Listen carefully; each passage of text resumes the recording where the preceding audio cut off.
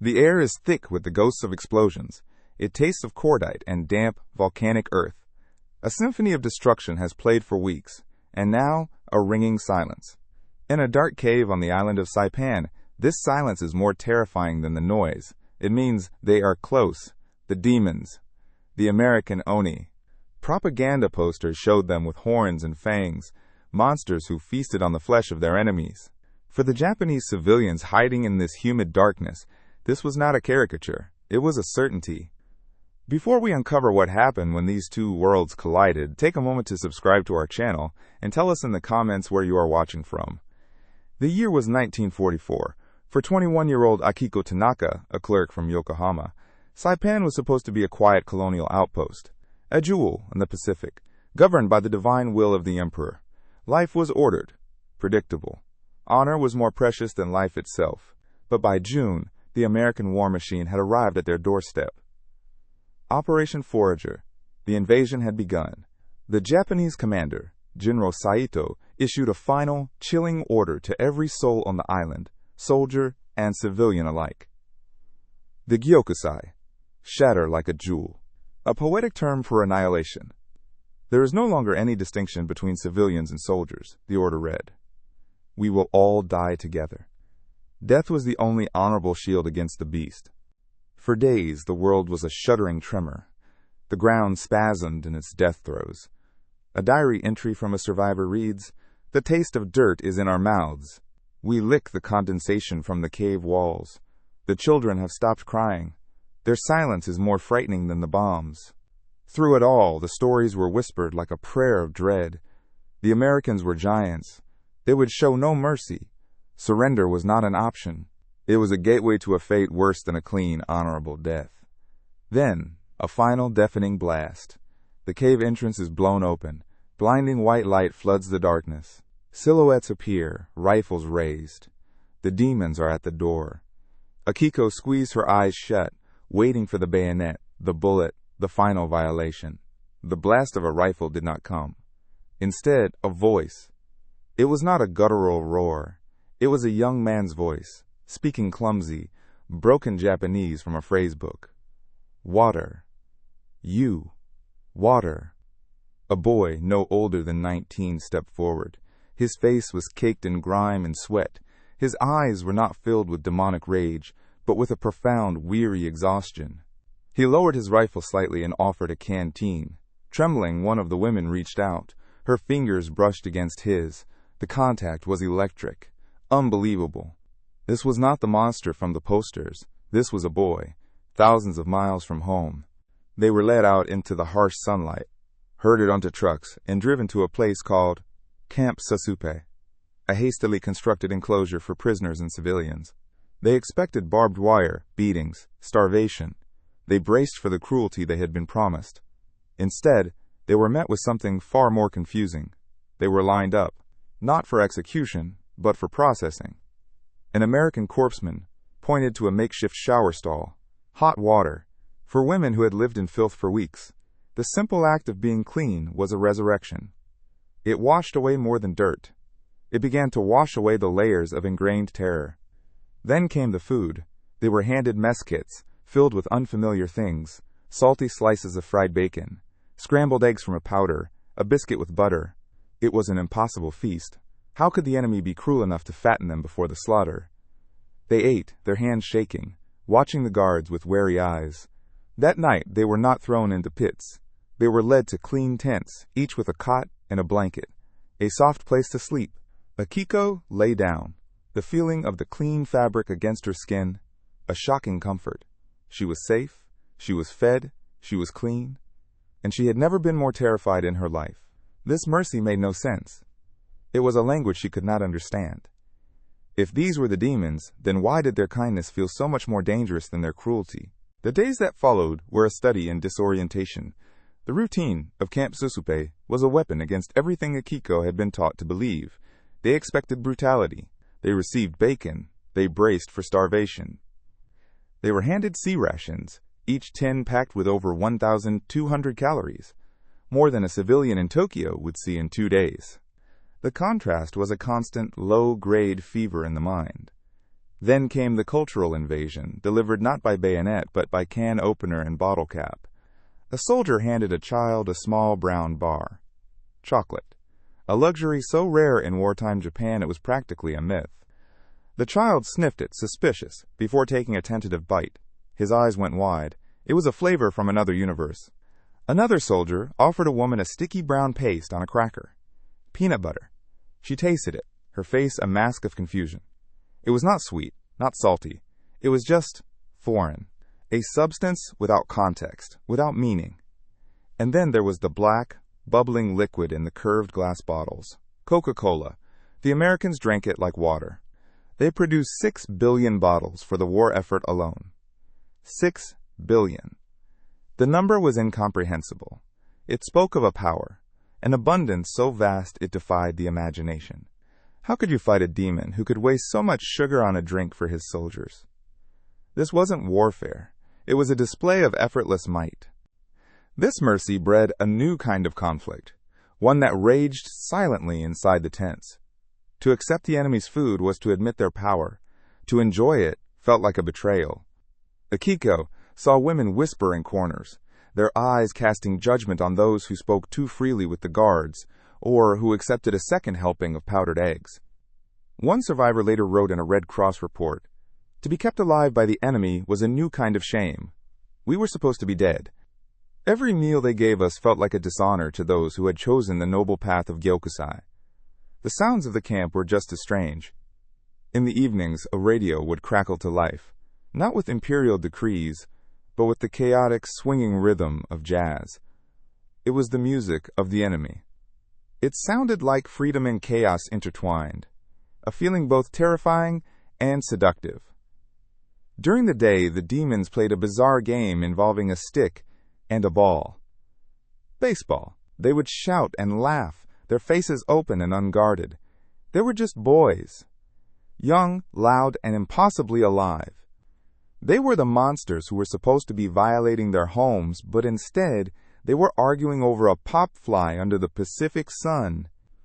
The greatest shock came not from a rifle or a ration tin, but from a piece of paper. A Red Cross letter, months old, finally reached a woman in the camp. It was from her sister in Tokyo. The words were spare, written carefully to pass the censors, but the reality bled through. The city was ash. The fire bombings had turned neighborhoods into deserts of charcoal. Food was scarce. The daily ration was a single rice ball mixed with sawdust. If the paradox of an enemy's kindness is as shocking to you as it was to them, take a moment to subscribe. The deepest truths of war are rarely found on the battlefield. The woman read the letter, her face crumbling, and in that moment the entire world inverted. Here, in a prison camp, surrounded by enemies, she was safe, she was fed. Her children were gaining weight. Back home, in the land of the divine emperor, her family was starving in the ruins, praying for a death that had not yet found them. Freedom was a wasteland of hunger and fire. Captivity, under the watchful eye of the demon, was a sanctuary. Akiko watched the woman weep, clutching the letter. She looked from the woman's grief to the American guard sharing his chewing gum with a small boy nearby. The fence was no longer there to keep them in. It was there to keep the horrors of their own world out. That realization was not an end. It was the beginning of a different kind of war, a war for the soul. The Americans seemed to understand this. Their kindness had been the key. Now they turned it to unlock the prison of the mind. One evening, they erected a large white sheet between two poles. A projector flickered to life. The civilians gathered, curious. They expected a distraction, a Hollywood fantasy. The first images were grainy and chaotic. A city in flames. But it was not an American city. The signs were in Chinese. The soldiers were not demons with horns. They were Japanese. Their faces were contorted with a glee that was truly monstrous. The newsreel showed the rape of Nanking. It showed the Bataan Death March, with skeletal American and Filipino prisoners being beaten by their captors. It showed things the censors in Tokyo would never permit. The Divine Army, the honorable soldiers of the Emperor, were committing atrocities that made the propaganda posters look like children's drawings. A collective gasp went through the crowd. A woman fainted. Others began to weep, not from fear of the enemy, but from shame. The next day they were gathered again. This time there was no screen, just an American officer and a Nisei translator. The officer did not speak of honor or surrender. He spoke of factories. He spoke of numbers, read from a clipboard in a calm, steady voice. In 1943, Japan produced less than 9 million tons of steel. The United States produced over 80 million. He spoke of aircraft. For every one plane that rolled out of a factory in Nagoya, America was building 10. He read production figures for ships, for tanks, for bullets. The numbers were relentless. They fell upon the crowd like hammer blows, crushing the last vestiges of hope in a glorious victory. This was not a war of spirit against flesh. It was a war of mathematics. And their side had already been solved. The Gyokusai was not a noble sacrifice. It was an arithmetic certainty. The collapse was total. Their world, built on the bedrock of divine right and national honor, had been a house of cards. Now it was gone. The void that remained was filled with a despair so profound it was a physical illness. The will to live, so strong in the caves, now seemed a pointless burden. Why survive for a world of lies? Why endure for a future of shame? One morning, a woman was found hanging from the rafters of a supply tent. She had used her own obi sash. She had chosen, finally, to shatter. But here, in this place of bewildering mercy, her death felt not like an act of honor, but an act of profound loneliness. Akiko saw the body being carried away. She saw the dead woman's children, now orphans, being comforted by an American corpsman who gave them a stick of chewing gum. She looked at the faces around her. Some were hollowed out by the truth. Others were quietly, grimly adapting. They were learning a few words of English. They were teaching their children how to play baseball. They were choosing to endure. They were discovering a new kind of honor. Not the honor of dying for an emperor, but the dignity of living for their children. Then the Americans made a new offer. It was the most terrifying one yet. They brought out recording equipment. They were looking for volunteers. They wanted the civilians of Saipan to speak to their countrymen, still fighting on other islands, to record messages to be broadcast over the radio, to be dropped from planes on leaflets. Messages that would tell the truth, tell them about the food, about the kindness, about the numbers, tell them that the war was lost, tell them that surrender was not dishonor, it was life. It was an impossible choice. To do so would be the ultimate act of betrayal. To become a tool for the enemy, to beg your own people to lay down their arms. It was treason of the highest order. But to refuse? To stay silent was to condemn thousands more to die for a lie. To allow more women and children to hide in caves, starving, waiting for demons who would never arrive. Akiko looked at the microphone. It was small and black, a simple object. But it held the weight of two different worlds. A translator looked at her, his eyes asking a silent question. The silence stretched. An entire nation's honor and a single woman's conscience hung in the balance. Akiko took a breath. The air in the tent was stale with the smell of canvas and fear. She stepped forward. Her voice, when it came out, was a whisper, but the microphone amplified it. It made her small sound immense, a ghost sent across the ocean. She spoke of the food. She spoke of the clean water. She spoke of the American boys who played baseball and missed their mothers. She did not speak of treason. She spoke of life. Her words and the words of others who followed were printed on millions of leaflets. They rained from the sky over Okinawa, over the Philippines, a paper storm of truth against a hurricane of lies. Then, in August of 1945, a new sound came over the camp radio. Not jazz, not propaganda. It was a high-pitched, formal voice, a voice no commoner had ever heard before. The Emperor. His words were poetic, obscure. He spoke of enduring the unendurable. He spoke of surrender. The war was over. There was no celebration in Camp Suzupe, only a profound, hollow silence. They had survived. But what had they survived for? Their God had admitted defeat. Their nation was in ruins. Their honor was a ghost. The journey home was on an American ship. They were no longer prisoners. They were refugees returning to a foreign land that happened to be their own. As the ship pulled into Yokohama harbor, the silence was broken by a collective gasp. There was no city, only a flat, gray desert of ash and scorched steel stretching to the horizon. The air tasted of cinders. This was the homeland they were meant to die for. Akiko stepped onto the broken pier.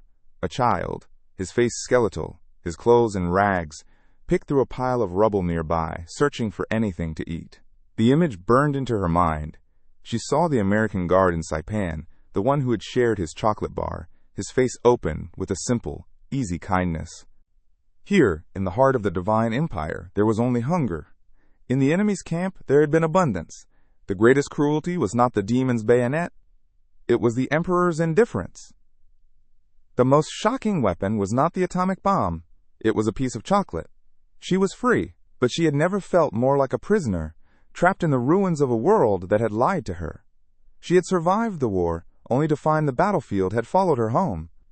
The war taught us that the deepest scars are not left by bombs, but by broken truths.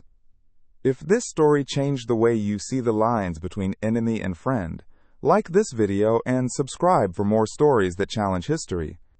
And tell us in the comments, what was the most shocking detail for you?